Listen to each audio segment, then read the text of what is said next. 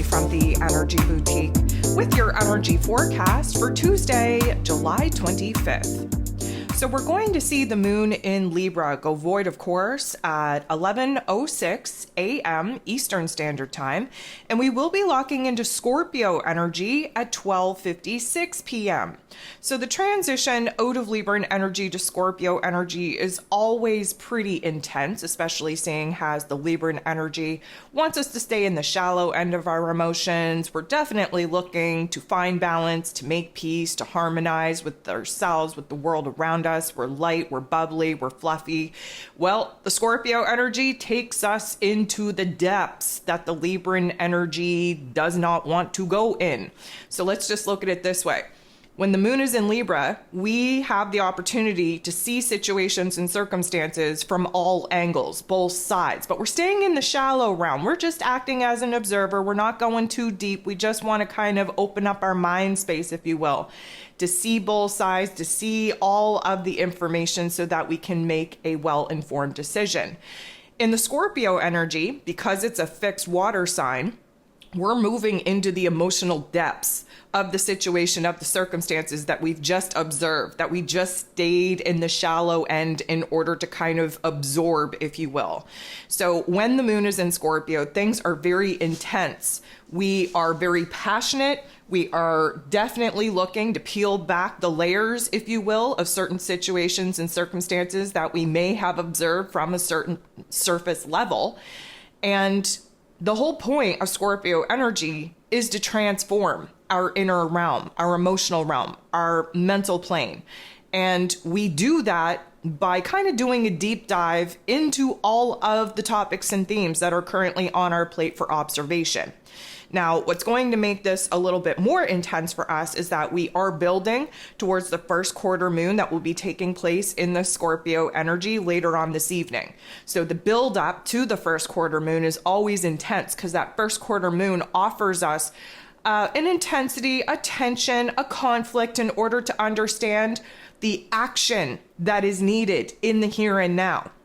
So if we're looking at the lunar cycle in its entirety, you got to go back to the new moon in Cancer that we just had on the 17th prior to the nodes of the moon shifting.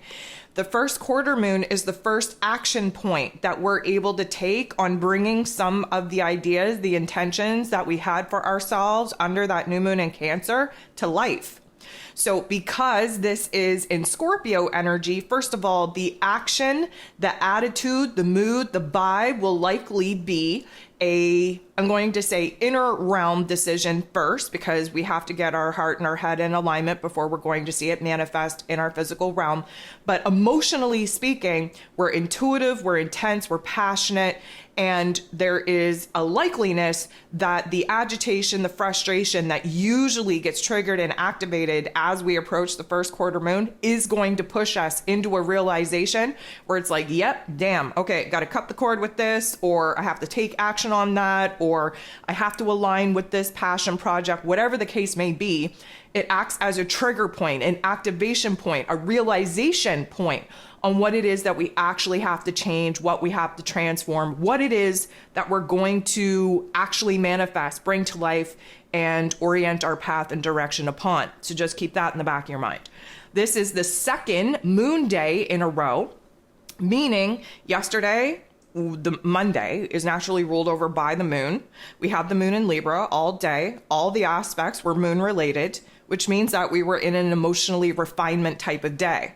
Well, Tuesdays are ruled over by Mars. Mars is the planet of action, of aggression, of passion, of desires, even anger. There is a high instance where Tuesdays are actually the most productive day for everyone in the week because Mars puts us into action. We have the physical energy, the vitality to actually make moves to get shit done. So the fact that Mars co-rules over Scorpio energy that we'll be moving into midday does kind of add a little bit more of an intensity on, yes, the emotional realm that we have to kind of sort and process through in order for us to be triggered and activated to know what it is that we have to take action on. And then Mars is there really supporting us to make those moves to kind of, navigate our physical realms, if you will, according to the emotional realizations that we are coming to. So this is another moon day because there are 8 aspects and all 8 of them are going to involve the moon. So another day of emotionally refining our inner realm of thoughts, of ideas, of emotions, and coming to some sort of realization on what we need to pull the trigger on, what we need to activate, what we need to pursue. So just keep that in mind. So starting off the day, we have the moon still very much in this Libran energy, semi-squaring with Mars. So a semi-square is a little bit of a tension point, a little bit of a conflict. And reason being is that Mars is very aggressive. Mars is in Virgo energy. So there is a little bit of frustration there because Mars would prefer to kind of take action, make moves, deal with the consequences later. The Virgo energy is like, nope, not doing it. We have to be logical and practical. We have to be strategic and calculated with the energy that we're using, with the moves that we're making. So there is a little bit of a friction conflict just with Mars being in Virgo, because the Virgo energy has us slowing down, again, Earth energy, very present in the here and now, and really tapping into a lot of patience, which is not Mars's strongest suit. The moon in Libra, of course, just wants to achieve balance, wants to achieve peace, wants to achieve harmony, wants to negotiate, wants to compromise, and Mars isn't really down with that. Emotionally speaking, we are trying to be inspired. We are trying to decide. We are trying to choose. And of course, none of those things are happening in Libran energy. And the emotional realm is light and fluffy, while Mars is very intense and passionate. So we can already kind of see why this is a struggle to kind of get in alignment, especially emotionally, with new inspirations, with new motivations in order for us to take action, because the Libran energy is more focused on everybody being happy, everybody benefiting, everybody kind of, reaching that nice little comfy, shallow-ended compromise, while Mars really don't give 2 Fs. As long as he is doing what he needs to do for himself, he's all good. But of course, that Virgo energy does want to help other people as well, but we are kind of minimizing the energy and the action that we're pouring into anything right now until it makes sense. And logically and practically, we feel like we have kind of sorted through all the variables that could possibly take place. So there is a little bit of friction there. The moon in Libra goes ahead and sextiles Mercury, ruler of the mental plane, ruler of information, communication, how it is that we express ourselves in this Leo energy. We love how the air energy of Libra and the fire energy of Leo work together, because this is like sparks of passion, of excitement, of inspiration, of motivation. And a sextile is a beautiful blending of our emotional realm, which is the moon, and our mental plane, which is Mercury. So for the first time in a long time, we're starting to get in alignment with our heart and our head. And it's a beautiful thing. Now, let me also just say that this creates a beautiful opportunity to open up a dialogue and have some of those heart-to-heart conversations that many of us have been avoiding, especially when it comes to some of our personal relationships. Keep in mind that Venus, who rules over this Libran energy that the moon is retrograde in the Leo energy that Mercury is in. So there is some reflection, there is some renegotiation, there is some restructuring, reorganizing, if you will, of the energy exchange in our personal relationships. And our heart and our head are getting on the same page on what it is that we need to do in order for those things to actually take place. The moon in Libra will interact with Neptune, who of course is retrograde in his place of power in this Pisces energy, in such a way that is going to illuminate choice points, decision points, which the Libran energy absolutely sucks at. We do not make any decisions in Libran energy. The indecisiveness is probably the strongest characteristic that comes with the Libran energy, and emotionally speaking, because the moon is in Libra, we are all over the place emotionally, mentally. We can't seem to come to a certain point of realization where we feel comfortable enough to make a decision. And again, decisions aren't usually made in this Libran energy. The Neptune factor, of course, Neptune is retrograde in his place of power in Pisces energy, which is a standstill, pushing us into the present moment to kind of confront some of the things that we have been avoiding. Now, this is a reflection, a revision, a review of our dreams, of our spirituality, of what needs to end, what needs to die, what we have to close the door on. This is a healing chapter that needs to be recognized. So when Neptune is direct, we tend to be kind of living half in the clouds, if you will, constantly projecting ourselves into the future. If you've been listening to me for any amount of time, you would know that we are in a particular chapter of our lives where the answers to our future are found in the past, the whole Back to the Future vibe. Well, right now with Neptune retrograde, we're not able to live in La La Land as much as we would like. We're not able to live in imaginary land as much as we would like. We're not able to kind of project ourselves into the future the way that we would like. We're having a harder time connecting to our higher selves, strengthening that connection with intuition. We are having a harder time running and hiding and avoiding a lot of the things in our current reality that we wish that we weren't having to deal with. And when Neptune goes retrograde, it pushes us, forces us to clean up the debris of the fallout of the things that we've already collapsed. So the moon interacting with Neptune in this way is going to provide I'm going to say an opportunity, maybe not for a decision, not for a choice point, but for a different perspective in observing the extremes of our inner realm, of our emotions, of our spiritual nature, of our dreams, of our fears, of all the things that, Neptune really wants us to fix and resolve and just attack and confront and reconcile. The moon in Libra is offering us a perspective to kind of see both sides of the coin, if you will, to understand where it is that we're coming from, what is an extreme, where it is that we need to kind of achieve balance, make a little bit of peace with accepting some terms, if you will, and really just getting down to the nitty gritty on what it is that we have to kind of cut off, close the door on, and clean up as far as the residual debris goes from some of the things that we've already moved away from. The moon in Libra is going to sextile, beautiful energy, with Venus. And as you know, Venus is retrograde in Leo energy and rules over the Libran energy that the moon is currently in. With a sextile, we have a blending of energy. So emotionally speaking, the moon is our emotions, our inner realm, our unconscious programming, if you will, our intuition. Venus, now retrograde, is really taking us on a journey to figure out who it is that we are, what it is that we want, what means the most to us, where we have to rearrange, reorganize our priorities, our values, and in doing so, really identify who that now makes us, and in certain terms, who it is that we no longer desire to be. So there's definitely some depth going on there that the moon in Libra doesn't want to dive into, but emotionally speaking, we are coming to some sort of realization, especially where things are in the extreme. Again, remember that the moon in Libra does force us to find balance and make peace and accept some circumstances that we've had a hard time accepting.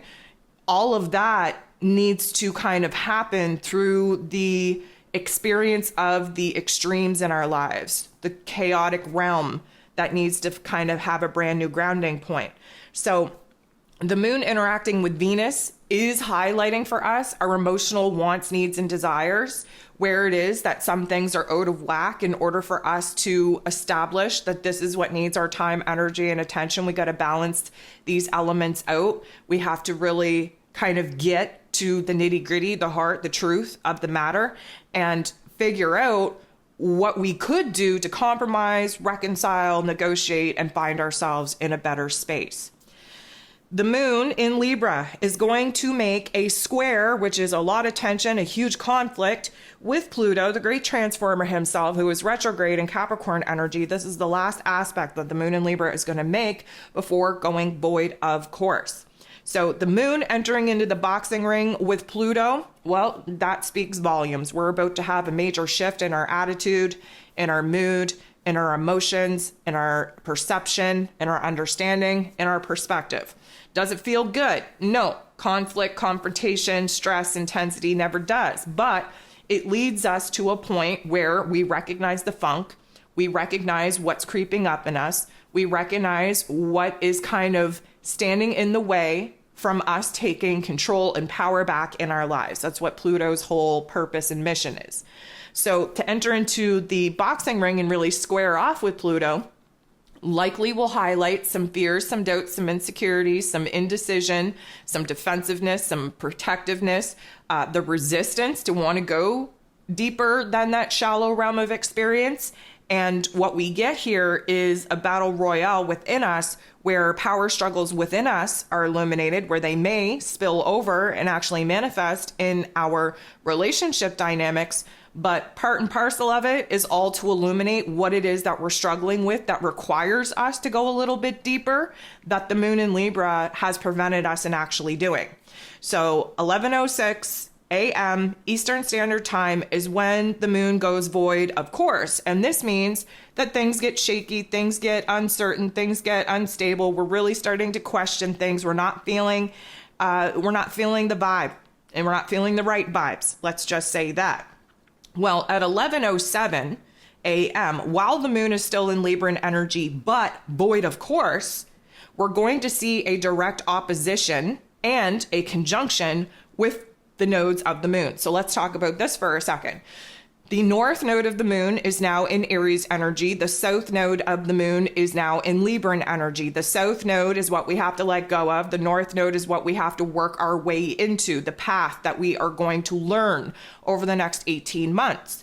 The true nodes of the moon now in this Aries and Libran axis means that when the moon gets to the final degrees of Libran energy, which it's at this particular point in time, preparing to move into Scorpio energy, it is sitting next to, teaming up with the south node in Libra, which means that there's an emotional backpedal, if you will. We are realizing that the next step of us kind of understanding what needs to be done requires us to go into the deepest, darkest parts of ourselves, and none of us really want to do that. And the moon in Libra, especially wanting to stay in that shallow end, is just like, well, damn, I'm going to avoid this at all costs. We tend to slip back into what is old, tried, tested, true, and familiar. That's our comfort zone, the south node. What we're meant to do is the moon opposing, sitting across from the north node. The north node in Aries is like, hey, you got to get on this path. You got to kind of switch up your direction here. We have some things that we have to do. We have some things that we need to learn. And it's going to require you to be bold and brave and courageous and take the leadership role and stop being concerned about what everybody else is going to think and say, and just learn to kind of be by yourself, be on your own, take this independence and really start pouring it into yourself. Well, that really disrupts the whole moon in Libra vibe. We don't want to do that. We're very concerned with other people. We're very connected to their thoughts and our opinions in Libran energy. And that's exactly why the south node is in Libran energy, teaching us where it is that we have to stop attaching ourselves so firmly to other people's wants, needs, and desires, where we have to essentially abandon codependency in some of our relationship dynamics in order for us to kind of dance to the beat of our own drum and pursue the path of happiness that is going to really put us in a better situation than constantly dimming our light and putting our own wants, needs, and desires on the back burner. Again, this is Libran energy that we have to let go of. This is Mars and Aries energy that we have to lean into. So as I previously mentioned, 12:56 p.m. Eastern Standard Time, we will shift into the Scorpio energy. The moon is going to do a deep dive. We're moving into our emotional realm, to our shadow realm. We want to peel back the layers of certain situations that we've already observed from the most shallow perspectives. Now we need to kind of, really get intricate. Keep in mind that the moon in Scorpio is the detective of the zodiac. We do a deep dive in the psyche. We are really, really concerned with how it is that we can have an emotional and mental transformation to put us in a situation to take our power back. That's the whole mission. That's the whole purpose. So 6:07 p.m., which is quite a chunk of time between the last aspect that the moon in Libra makes and the first aspect that the moon in Scorpio makes. And coincidentally enough, if you believe in coincidences at all, 6:07 p.m. Eastern Standard Time is when the moon gets into the boxing ring and squares off with the sun in Leo energy. So when the moon squares the sun in any energies, the square is the first quarter moon, or technically the last quarter moon, depending on where it is that we are in the lunar phase. But for us right now, this is the first quarter moon. This is an overlap between the past and the future. The moon is the past, the sun is the future. The moon is what we have to kind of sort through, let go, release, integrate, purge. The sun is what we have to lean into, really embody, really make extra efforts in order to build towards. So the sun being in Leo energy, the moon being in Scorpio energy, what do they have in common? They're both fixed signs. What do we know about fixed signs? Fixed signs stabilize, strengthen. We're not initiating anything new. We are not trying to bring anything new to life. We are trying to stabilize our current situation. The moon in Scorpio has us reflecting back in the past. We have to reflect back in the past. We have to know what it is that we're moving away from, what we're disconnecting from, what we're detaching from. The sun shining a bright light on where it is we need to be bold, brave, and courageous in this Leo energy to stand on our own 2 feet, dancing to the beat of our own drum in our unique individual expression of self. So the sun is showing us this new identity that we have to kind of work ourselves into. The moon is showing us where the emotional patterns, the emotional programming, the emotional conditioning needs to be let go of, close the door on, detach from, in order for us to stop allowing things that have already taken place in the past that we can't fix, hold us back, and limit us from what it is that we're able to do.